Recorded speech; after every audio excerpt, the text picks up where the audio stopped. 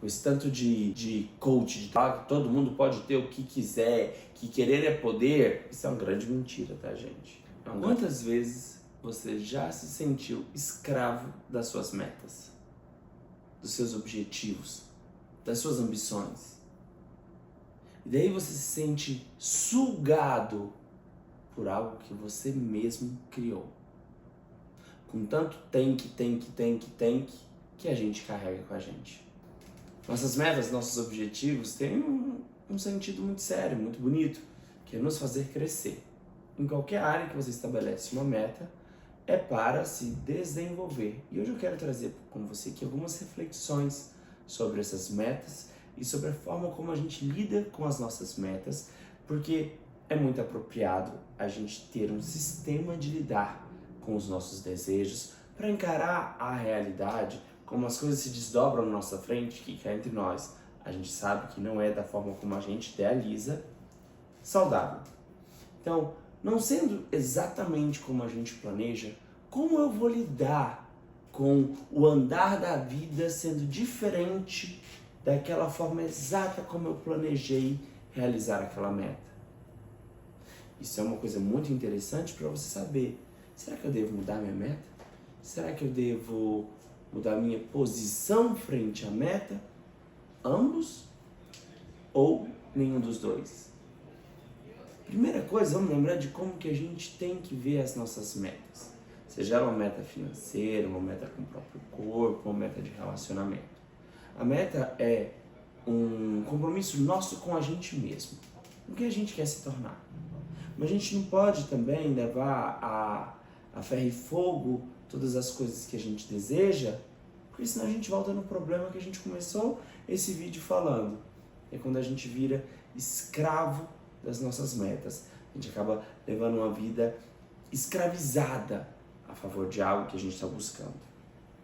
Isso é muito comum, porque nesse mundo hiperperformático que a gente tem, tanto de coach falando de coisa, querer é poder, se você não tá lá ainda é porque você não quis o suficiente, você vai se sentindo um bosta quando você não consegue, primeiro você se sente um merda, e muitas vezes aquilo que você está desejando nem é seu, você está lutando por um tanto de coisa que colocaram na sua cabeça que é ideal para você e que colocaram, gente, não uma entidade que foi lá e colocou.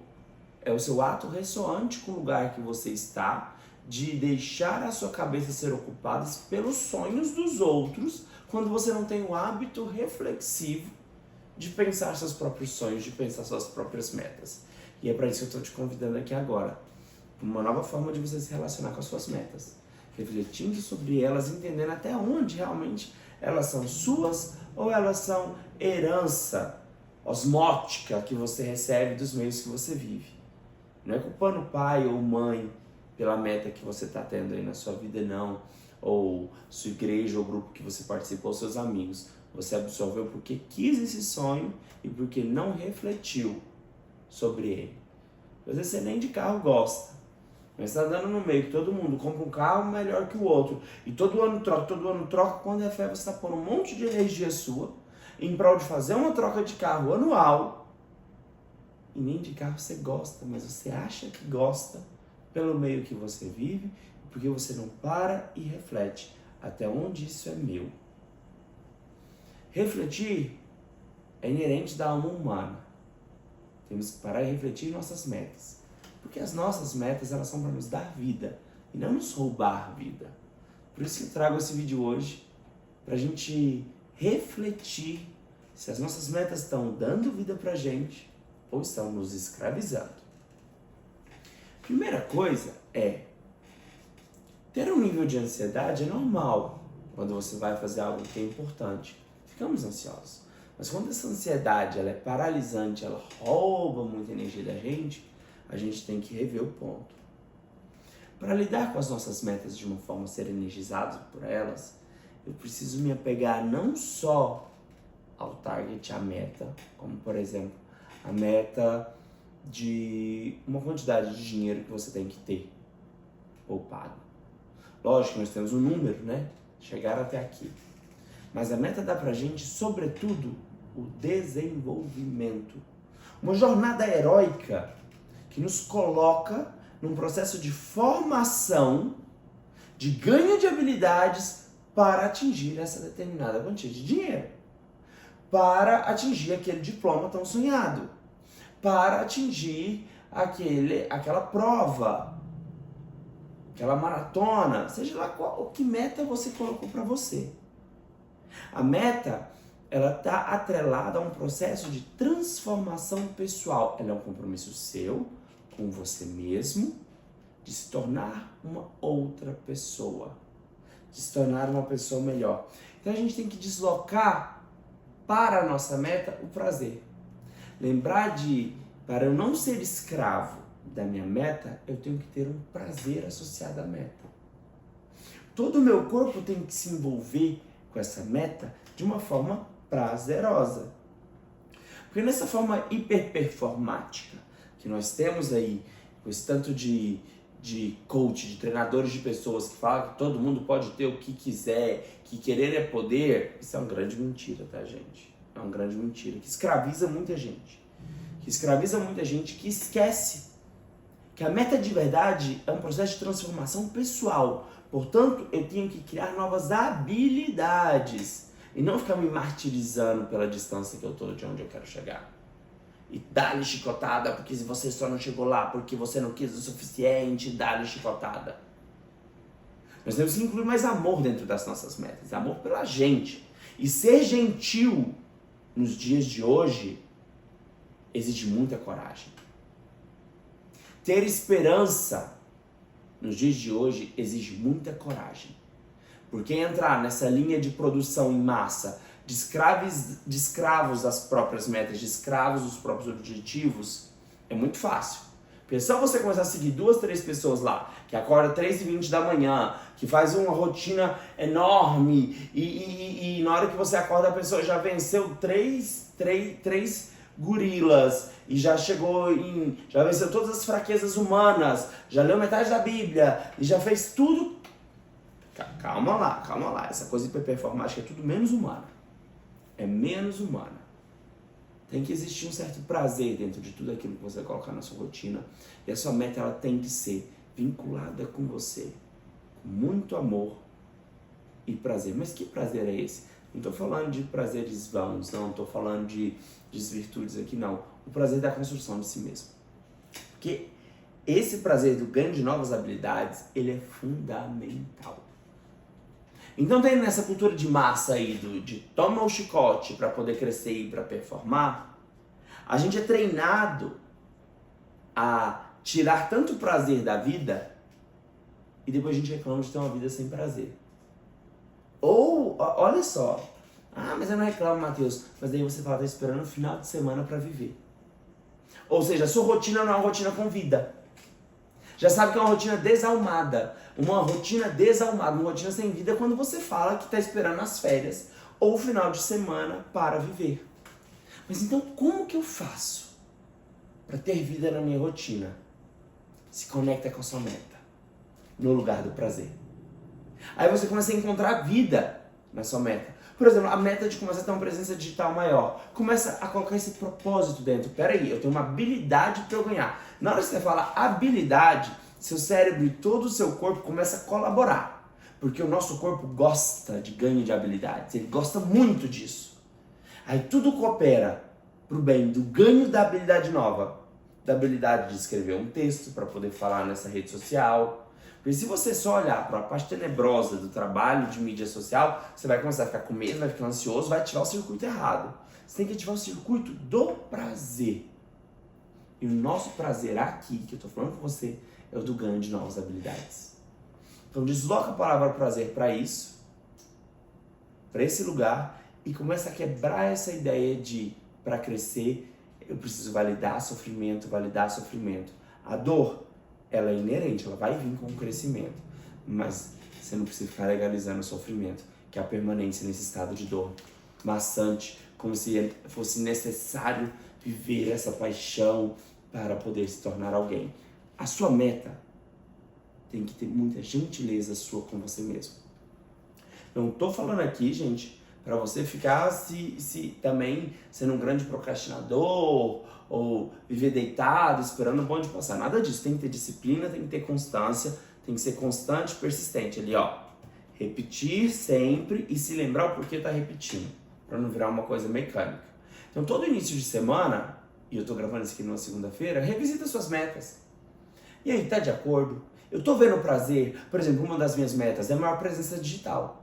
Da semana passada pra cá, essa meta continua me dando energia? Ah não, comecei a entrar num pensamento ansioso aqui agora, tô vendo só problema com isso, tô vendo só problema. Volta, se conecta aos circuitos do prazer, que é o quê? O circuito do ganho de habilidades. Observa quantas habilidades eu ganho. Ah, eu tô virando um melhor comunicador por fazer isso. Ah, eu tô trabalhando aquela vergonha de me expor. Ótimo, tô ganhando habilidades de relacionamento. Ó, a meta já começa a me provar o seu lado prazeroso. Eu começo a encontrar mais força.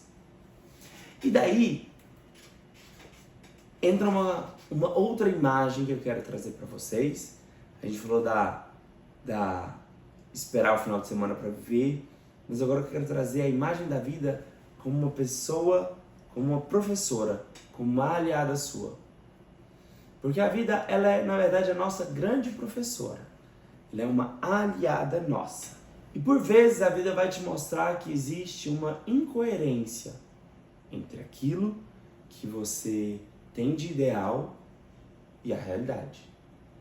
E nesse momento nós temos que confrontar os nossos sonhos com uma dose de realidade e perceber que o processo para chegar até a nossa meta pode não ser o processo exatamente como eu desenhei.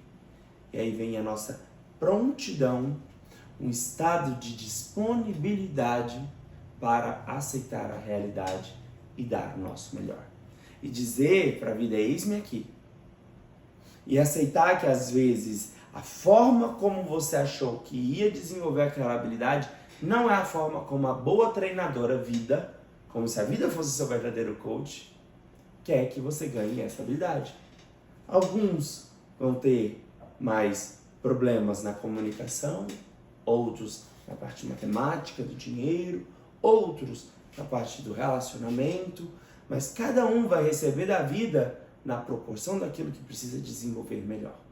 E daí entra o meu estado com a vida, que é, a vida me trata porque ela tem urgência em realizar-se. A vida tem urgência em realizar-se. Ela não aceita de nós uma semana sem vida, uma rotina sem vida para esperar o final de semana, para esperar o feriado. Ela exige de nós que a gente tenha vida todos os dias. Porque senão, no piscar de olhos, ela passa. E daí? Ela não foi ouvida? Aí ela começa a trazer questionamentos para você de uma vida sem prazer. Portanto, gente, para trazer prazer de volta para a vida, eu preciso saber que a minha meta tem que me energizar, tem que me dar vida. Porque eu vou ter contato com a minha meta todos os dias. E para isso, eu preciso olhar para a vida como uma verdadeira treinadora e como uma fonte de energia. E me energizar na ideia de que as minhas metas trazem em si um tesouro muito maior do que a própria. O desenvolvimento das habilidades para conquistá-las. Então, o meu trato com vocês aqui agora é, vamos revisitar as nossas metas. Escreva as suas 3 metas, igual eu falei lá no podcast de metas. Escreva 3, 4 é muito, 2 é pouco, 1 é pouco, 3 metas. E toda semana revisita essas 3 metas. O olhar que vocês estão tendo para com a meta é um olhar ansioso ou um olhar de prazer? E o prazer não tem que estar ligado somente na conquista da meta, mas na pessoa que você se transforma à medida que você se empenha em conquistar essa meta. Porque o melhor que a meta pode te dar é a pessoa que você vai se tornar. Não se esqueça, a vida tem urgência em realizar-se, em fazer você ter uma vida com vida, sentido e significado. Portanto, não deixa a sua vida entrar no automático. Lembra de focar na pessoa que você tem que se tornar. Para isso, se apegue às habilidades novas que a sua meta exige de você. Então, na hora que você for olhar para sua meta, para refletir se ela continua fazendo sentido nesta semana, como fazia na semana passada, lembra de olhar para a meta e quais são as habilidades que eu tenho que desenvolver mesmo para atingir isso aqui, e foca nas habilidades. Aí você vai vendo os pequenos checks que você vai dando com um olhar para o lugar que você vai chegar. Essa é a única forma de lidar com a meta sem se tornar escravo das suas metas, sem se tornar mais um soldadinho da performance, dessas pessoas que têm um discurso cruel, onde, você só não está lá porque não quis ainda. Você tem que ouvir a vida. Como que a vida quer te trabalhar, te treinar para te fazer chegar até lá? Você precisa revisitar suas metas, porque muitas delas não são suas. São metas que você foi pegando do meio que você está habitando. Mateus, como que eu vou saber disso? A partir desse contato íntimo com as suas metas semanal, onde você revisita e vê, tá fazendo sentido? Estou encontrando prazer dentro dessas habilidades que eu estou conquistando para chegar próximo da minha meta? Entendeu? Refletir a sua meta. Aí você começa a descartar aquelas metas que você vai descobrindo que não são suas. Porque se a meta não é sua, se a meta é de trocar de carro todo ano, por causa do grupo lá, não é uma meta sua, não é uma coisa do seu coração, da sua alma, ela vai perder o sentido. As habilidades para atingir isso vai perder o sentido e vai começar a se revelar para você que isso não é seu, é do meio que você está habitando. E você começa a discernir de forma inteligente daquilo que é seu e daquilo que não é seu mais. E daí você começa a se aproximar mais ainda do seu mito individual, da pessoa que você tem que se tornar. Lembre-se, todo o seu corpo encontra prazer no ganho de habilidades, que é aquilo que a sua meta tem para você. Mas para isso, comece a se relacionar diferente com suas metas. Porque a meta não é para você ficar sofrendo e se martirizando. É para você ter o prazer de se tornar quem se é.